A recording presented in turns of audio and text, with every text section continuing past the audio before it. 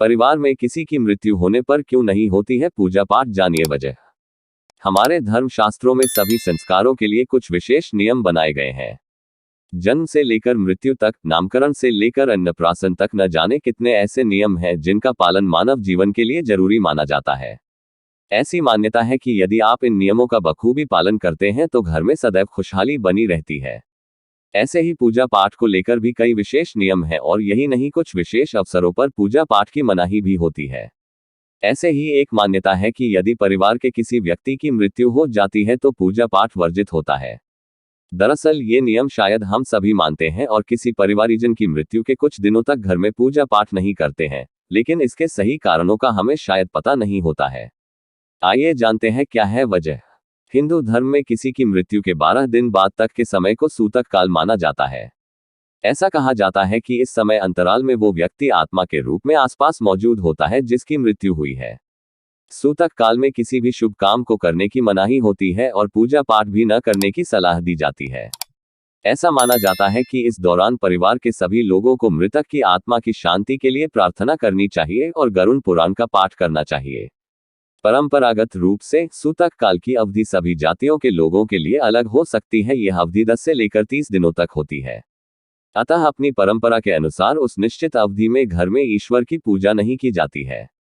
ऐसा माना जाता है कि यदि किसी व्यक्ति की मृत्यु के बाद परिवार के लोग सूतक काल के नियमों का पालन नहीं करते हैं तो मृतक की आत्मा को मुक्ति नहीं मिलती है। गरुड़ पुराण के अनुसार जब किसी की मृत्यु हो जाती है तो परिवार को 12 दिनों तक सूतक का पालन करना चाहिए।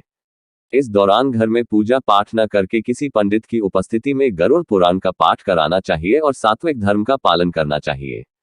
कुछ धार्मिक मान्यताओं के अनुसार मृत्यु और उसके बाद के शोक की अवधि को आध्यात्मिक अशुद्धता का समय माना जाता है।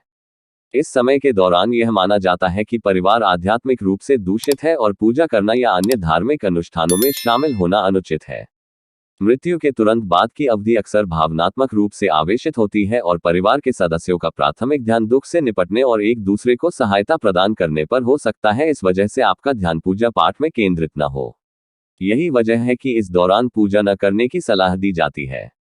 ऐसी मान्यता है कि किसी परिवारजन की मृत्यु होने पर यह समय भगवान की पूजा की जगह पूर्वजों की पूजा को प्राथमिकता देने का होता है।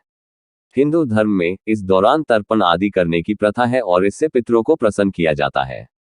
कुछ हिंदू परंपराओं के अनुसार शोक की अवधि के दौरान सामान्य पूजा पाठ करने से पितृ पूजा में बाधा आ सकती है, इसलिए इस दौरान ईश्वर की पूजा न करने की सलाह दी जाती है। क्या कहता है विज्ञान? यदि हम विज्ञान की माने तो ऐसा कोई नियम नहीं है कि आप उस घर में पूजा पाठ नहीं कर सकते जहां किसी परिवारजन की मृत्यु हुई हो। हालांकि ज्योतिष में इसका एक बड़ा कारण यही माना जाता है कि इस दौरान मन केंद्रित नहीं हो पाता है, क्योंकि मृतक की स्मृति में ही मन मस्तिष्क संलग्न होता है। इसी वजह से ईश्वर की पूजा कुछ दोनों तक न करने की सलाह दी जाती है। अगर आपको ये स्टोरी अच्छी लगी हो तो इसे लाइक जरूर करें।